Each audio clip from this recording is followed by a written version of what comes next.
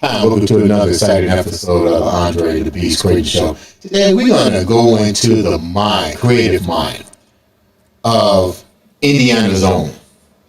And let me explain to you when I'm talking about creative mind. This right here in front of me, book after book, novels. These are novels. Novel after novel after novel. This is truly a beast mindset right here. But not only that, not only is this young man producing novels of exquisite taste in history and experience in these novels, but also taking it to the big screen. I'd like to welcome in studio the one, the only, Courtney M.B. Brownn. What's up? What up? How you doing, man? Man, you got some work here. I mean, like, I wasn't expecting all of this to grace this table today. Okay. Before we get started, tell the viewers a little bit about you. All right, well, I'm Courtney B. That's my pen name. I've been writing for a total of, say, 11 years now. I've been published for 8 of those 11 years. Right. Through that process, I was able to produce 17 books, and my 18th book, I just turned the edits in this morning. So wait a minute, hold down. You getting ready to come on the show, and you still pushing books out. Yeah, it don't stop. It's like I only intended on writing 2 books. Right.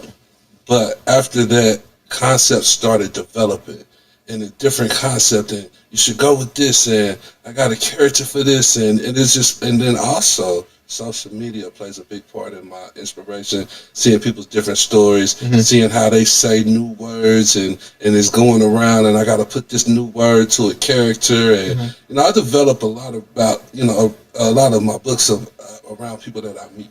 Right. And hearing their stories so far out there, I'm like, that should be a character, so Did you grow up with this superpower? Let's call it what it is. But you know what? What I would say is it's always been there. I've always been creative, and I've always been to myself, and I had nothing but imagination. Really? So it started off with a friend that I had that never existed when I was about 4. Nene now with I might write a children's book about that. Right. Because when I got whooped and he didn't, I had to let him go. Really? So you the only child? Nah, I'm actually the youngest of my mom's kids.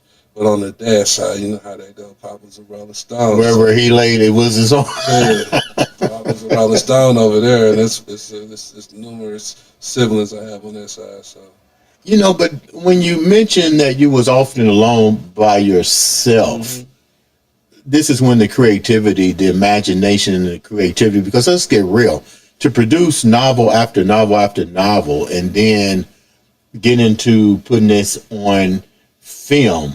yeah, That's a lot of creativity. Did you go to college for any of this? didn't go to college for it. It's just a gift, and I received it. I prayed for a lot of gifts. Right. This came to the forefront at the time of where I was at in life at the moment of this particular prayer. Where were you at the moment? And what were the gifts that you prayed for? Because people need to understand you manifested this at a very young age, and all of a sudden this came to the forefront. But what were the other ones before this surfaced to the forefront? Well, it was a point in my life to where I was seeing what was going on around me. I thought it was cool. I thought it was the thing to do. And seeing people prosper from this particular lifestyle. What lifestyle? The drugs, the violence, I seen people, big cars, diamond in the back, sunroof top. Thing about it is I wasn't around nobody who did it small. Everybody I was around was on, like, they got toys, they got house here, they got a house there, and it kind of inspired me. So you talking the Frank Lucas lifestyle? I'm talking about, multiple Frank Lucases. Wow. You know, and that's just how it. And I wouldn't have been attracted to it if I was around somebody who barely doing their thing. Everybody that I knew, you know, personally, because I'm 1980. I'm an 80s baby. Mm-hmm. So I grew up in the 90s. So when the transition of the neighborhood happened, I was a part of it. So everybody that came up in my generation took it to the next level and made it look so well. And I figured, hey, yeah, you know, I got the same mindset. I can do this. My heart was never with it though. So I ended up, you know, just going against who I grew up. I played football. That was my thing. I actually stopped playing football to join the street army, and that was a really good decision, man. But it took me to a place to where it worked, but it didn't work how they were doing it. And I realized there were certain things that they were doing that I just wasn't, you know, cut out to do. Right. So I just took my show on the road and tried to make it make sense, just going off what I saw, and it didn't work so well. I ended up, I ended up locked up for it. Oh, yeah. That can really change the whole demeanor in life. It changed everything. Basically, seeing that I could have had a career in the NFL, I don't know for sure, didn't complete that mission. But seeing that I could have done something different, it was a wake-up call. Mm-hmm. Still haven't learned my lesson. I ended up, accepting my charges. Did you serve a long period of time incarcerated? They gave me a 10 to 5 for. That's some time to think. Man, I'm talking about for something that didn't even equal up to. I don't know, but I want to, just. I ended up going from jail to prison, and basically, one day, this is the thing that goes on in prison. I didn't have any muscle back then. I was just big, so a lot of people choose you as a target, and a guy had me pinned out wrong, and it didn't turn out well. So I ended up having to go to segregation, and you were defending yourself, which means you had to. He thought he had one. Because a lot of the people get clocked whooping on the big dude.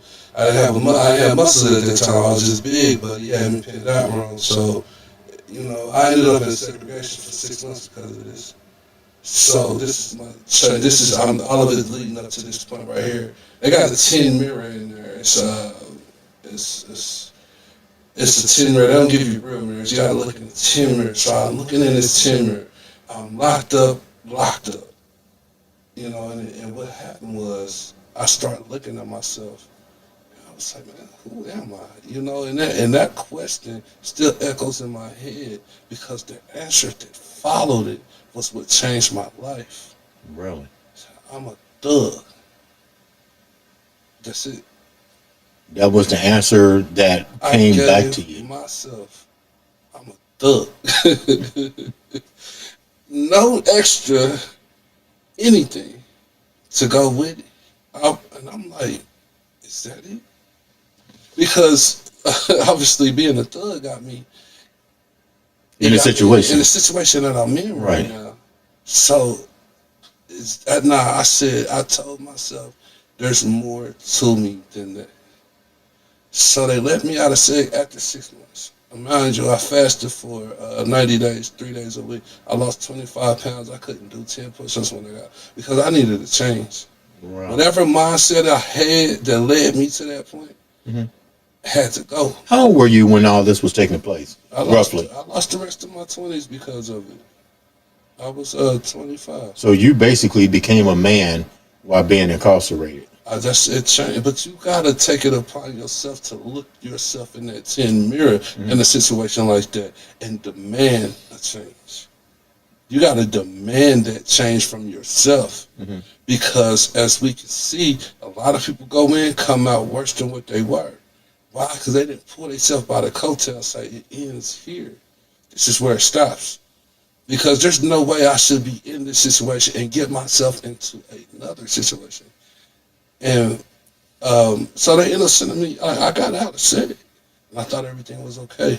But that was so. It almost sparked a riot in there between me and the guy that I got into it with. It almost, while I was in SEG. Really? They ended up sending me to a maximum security prison. Oh, now, was your crime? So your charge, you was in a lower prison, I was in a level 2. level 2, but because of the severity of the, let me rephrase it, because of what happened, it could have impacted a major riot. They elevated you to a higher security. They put me in a maximum security. So I was talking to my guy. He was like, they was like, pack up, you're moving. And he was like, oh man, they about to send you to a level 1. Oh man, you good. I said, well, I guess I am. I packed up, and we ended up pulling up to the maximum security, and the gate started, and I said, hey, I think there's a mistake. You forgot to drop me off at a level 1. He said, everybody's going behind here. Stand. That was another wake-up call. So I'm getting wake-up call after wake-up call. Mind you, my prayer life is deep right about at this moment in this situation that I'm in. So what happened was I found out you can get to a level 1 from a master security. So what I did was I blended in but didn't participate. Okay. I was truthful. Hey, I got a lot of people at a master security, their case led them straight to the master. They didn't come from a level 2, there. So they know that 9 times out of 10, if you come in there, either you caught a case that's got you in there or you messed up while you was in a level 2 and they sent you here. So I told them the truth. I'm from a level 2. They sent me here because of a fight. Everybody from Indianapolis, I'm going to tell you right now, I don't know. That's why I don't think about people right now, because everybody I thought about before this happened was there. Wow. You know what I mean? So I kind of block that out of my mind when I think about such shit. I don't even want to know. Because everybody that I really thought about, I met up again with, what I'm saying, there. Right. I'm like, hold on, wait a minute. I just a trick to it. It's like, what's such and such do? I don't know, and I don't care. Because that was an eye-opener, like, again, and so they all rallied up with me. And it wasn't any gang-related anything. It was just that I'm from Indianapolis, and they sent me far out, and a lot of other people were. I'm from the 80s, and everybody, I'm of age, so everybody that I was really thinking about was there. And y'all showed me love, and basically I made it from there to a level 1. When you looked in the mirror and asked yourself those questions, what was the order of operations that you put upon yourself to get to this level? What was those orders that you went through? What was the blueprint that you had to create for yourself to start this journey? I'm going to tell you right now, I ordered a Bible. So you got to send it to the chaplain, send a request. I started at Genesis, 3 chapters a day. That led me to fasting for 3 days a week for 90 days. And that led me to, it's like crucifying your flesh. Like anything that I thought I was, I had to unlearn it. And the only way I unlearned it was through me reading, the Word. That's the only book I had. And that's the only book I wanted. I didn't want to hear nothing else. I just wanted to know what's up with my soul. Where am I at? Where do I stand? These decisions that I'm making, thinking I was going to follow suit with something that worked so well for somebody else. You know what I mean? It didn't work as well as I thought it would for me.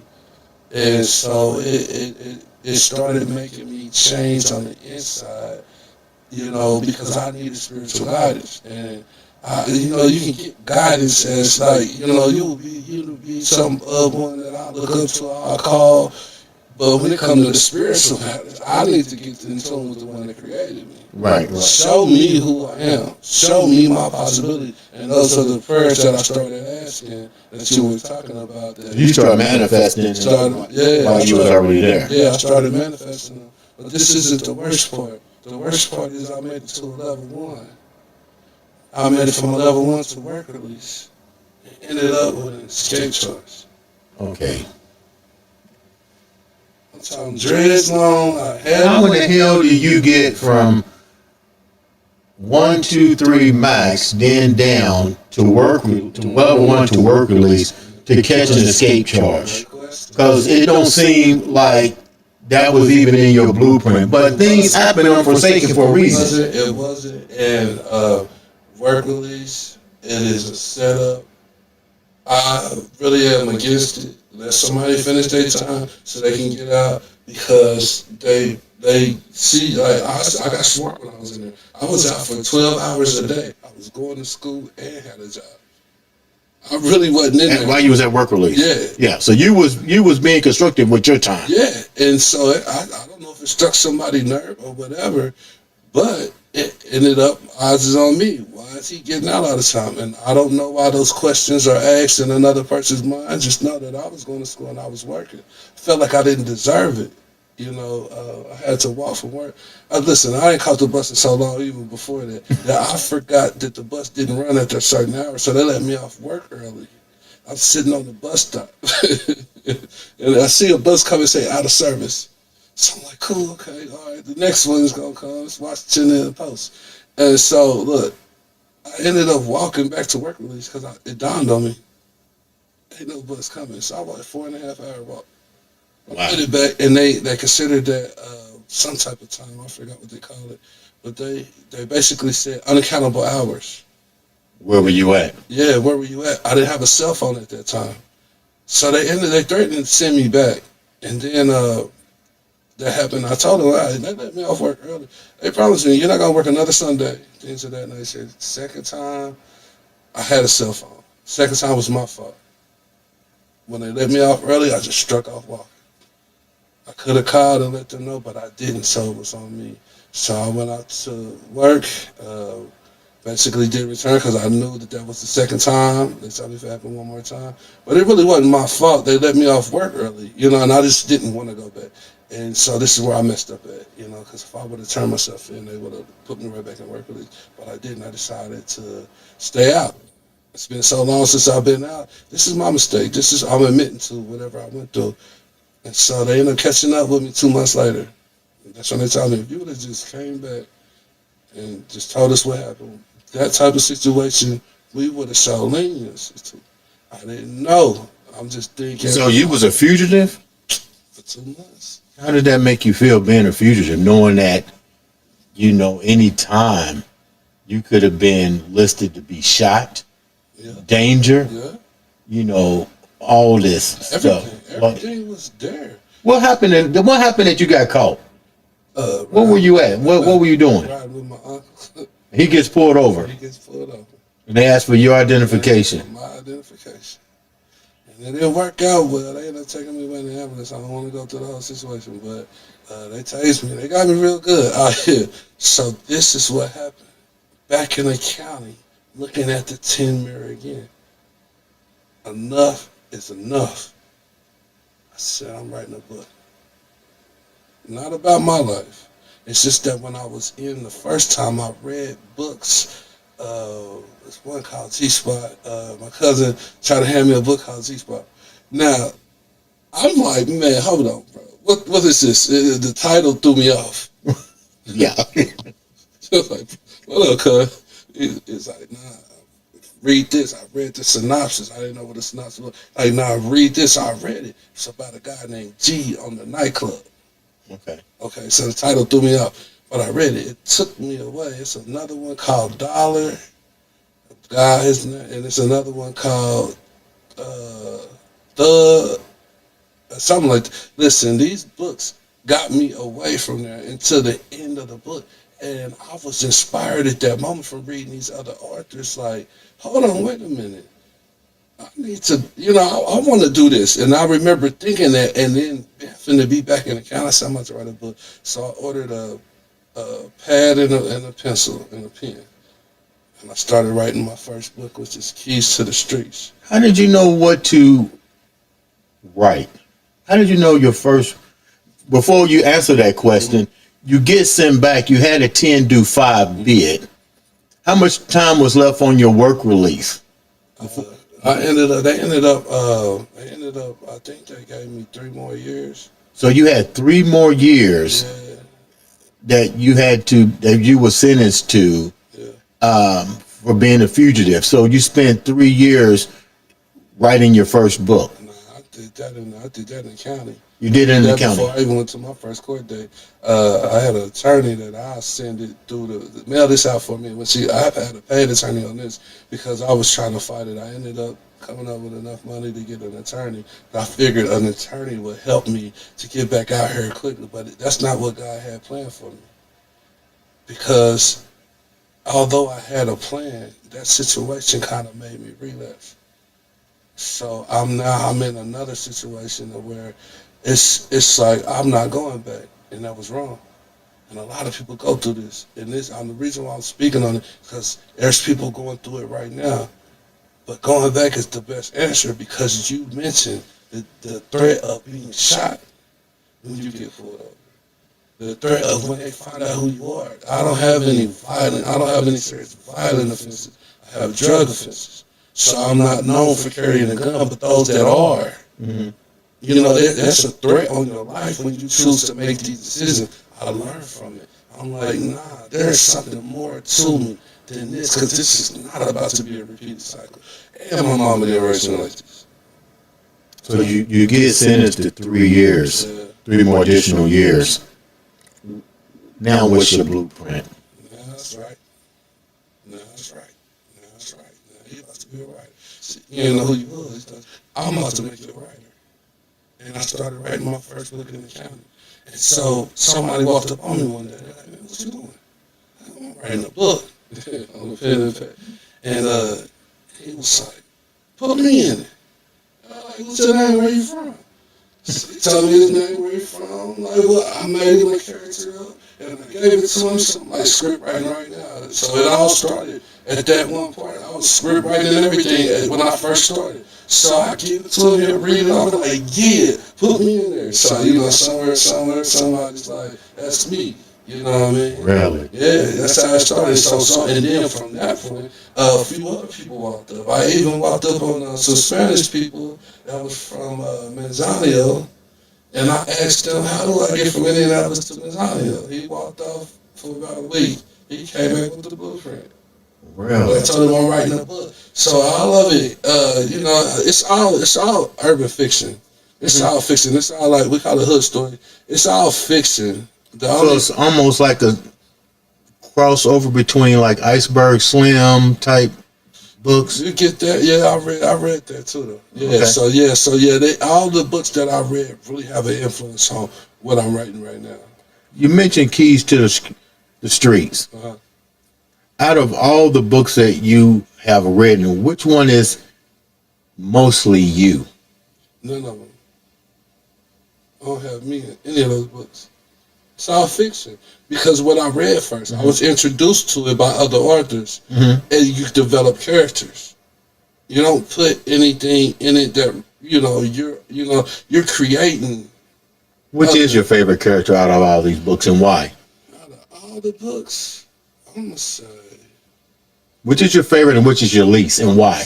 I'm gonna say I don't have any least, but I'm gonna say Brioff Mastermind and the Downfall of a Savage. And the reason why I say that is because it's a female lead character. Now you gotta understand, in order to create, you gotta create.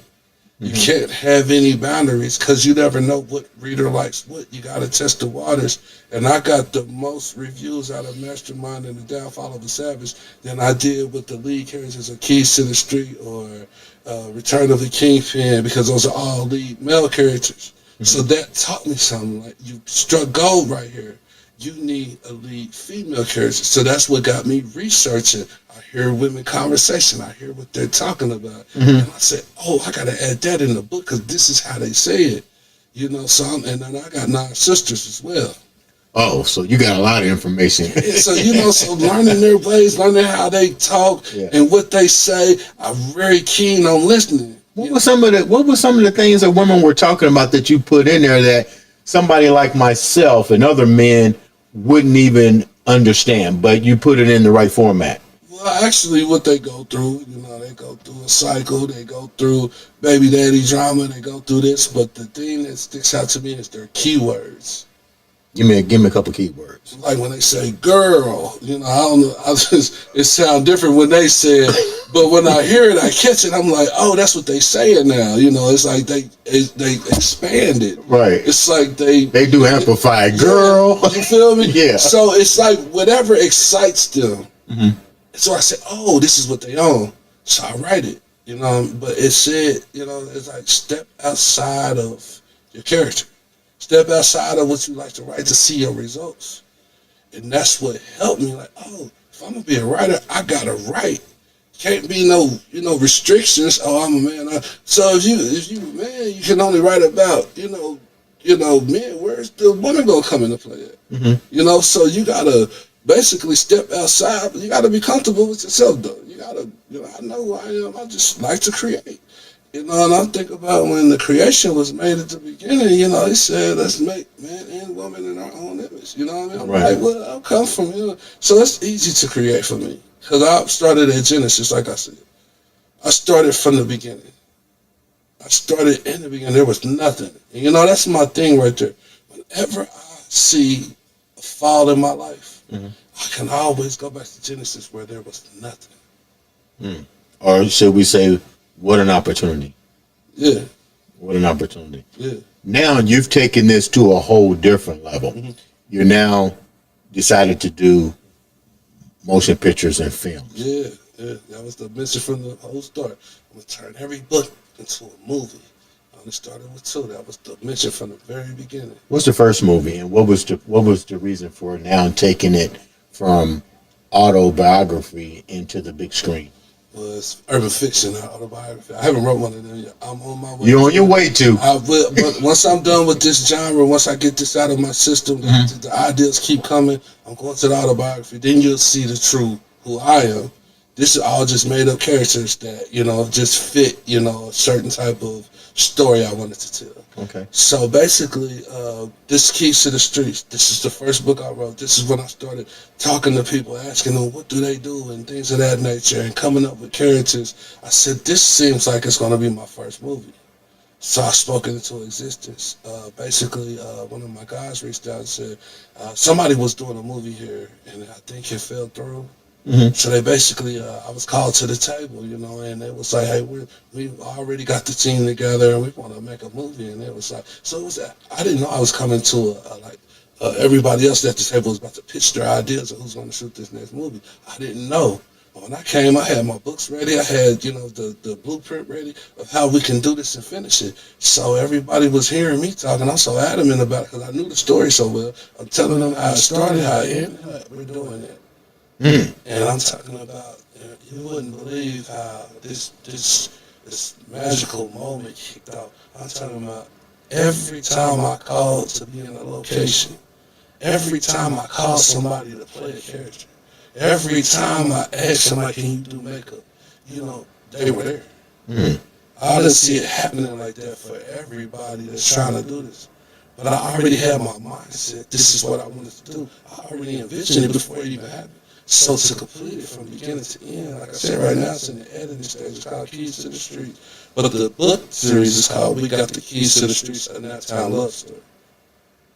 Man, that is talking about some manifestation. When is the movie actually supposed to roughly make its debut? Roughly, I'm trying to get it. I want it to be the fall. But being that, like I said, this is a grassroots movie. This is an out-of-the-pocket expense. It's not a major production. Hold that thought for a minute, because people need to understand this. And I get that. I hear that so much from individuals that want to chase their dream or even manifest it. But the bottom line is, you still need to understand you got to go into that grassroots, which you're taking your own money to put into yourself. Nobody's going to believe in that more so than yourself. What's your take on that when you hear people say, I want to do it, but they won't put their own financial backing behind themselves? If you don't have the gift, you got to have the gift first. Mm-hmm. I can see you not wanting to put money in something you don't believe in yourself.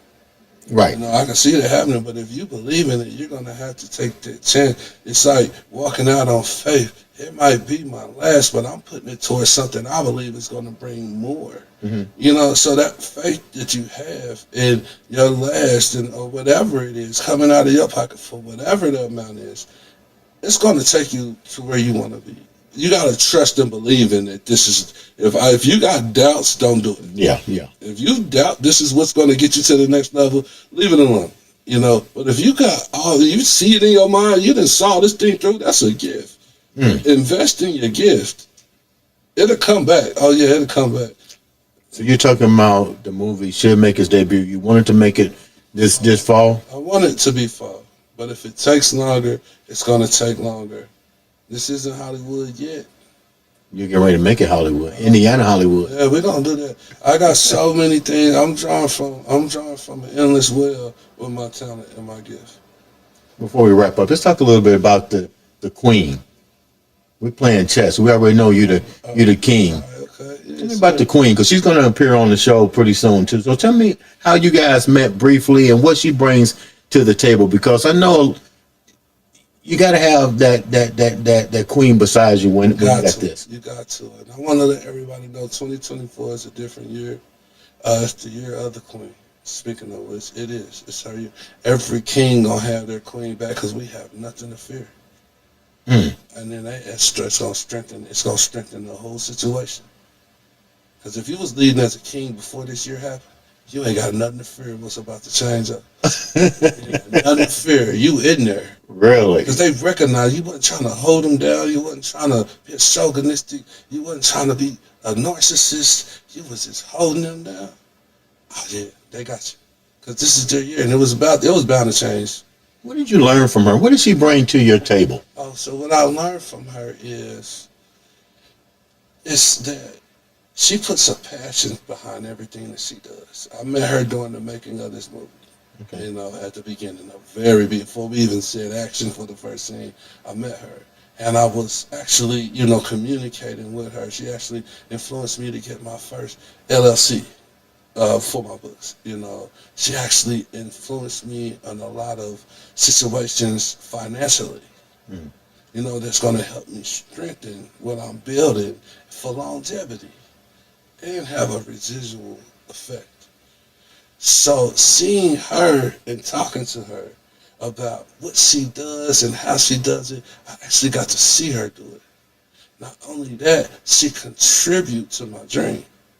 So that shows that there is no fear of me succeeding. So in return, I started seeing her, and we started communicating a lot more because she's interested in seeing me succeed. Isn't it amazing how the magnetics come together? Yeah.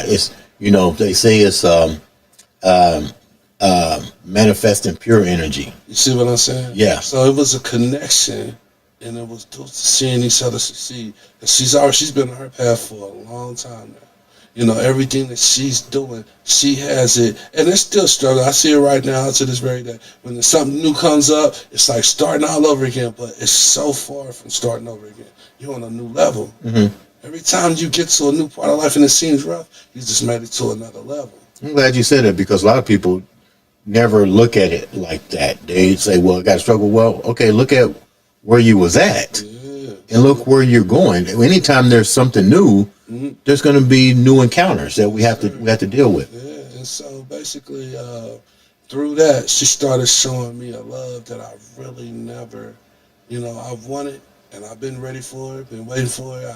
My picker was broke before I met her. God really put her in my life, because before I was choosing who I wanted to be with for whatever reason I had, and it wasn't to build a home. It was just other reasons, just a young male coming up. I had my ideal of what I thought, was that perfect woman. But I was wrong.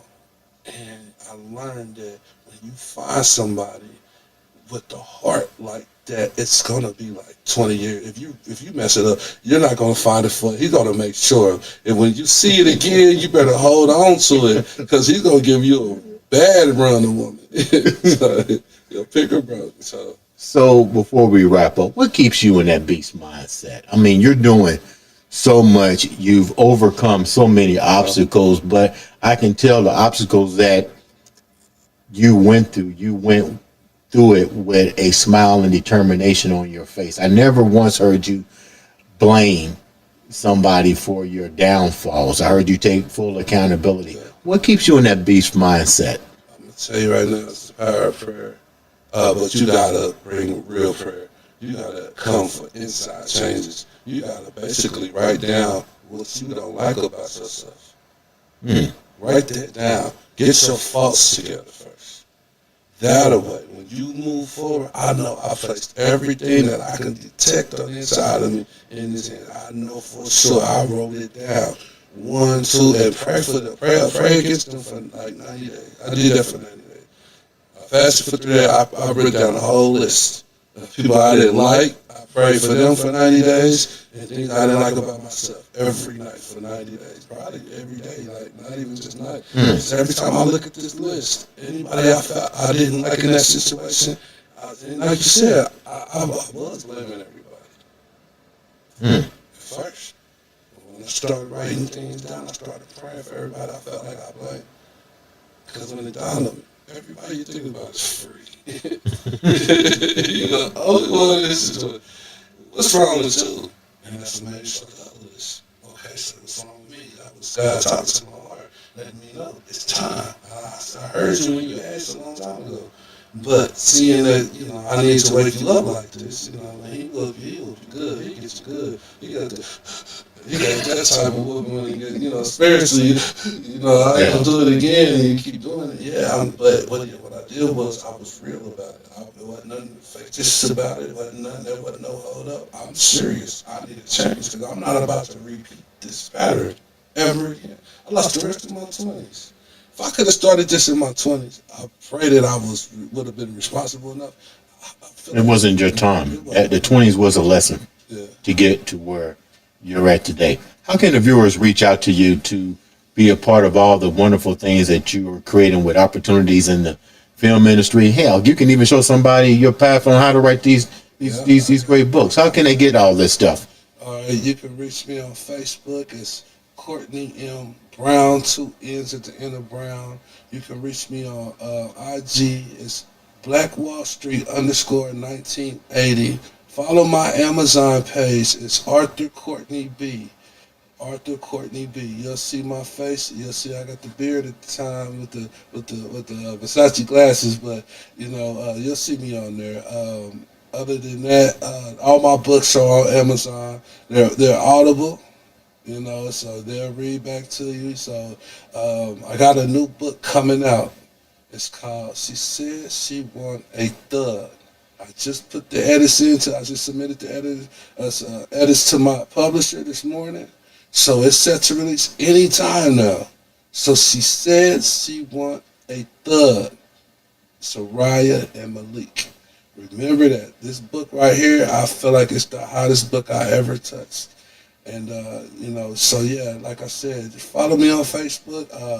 I don't know how, but my followers are going up right now. And on Amazon, I got an Arthur Central page. It's Arthur Courtney B.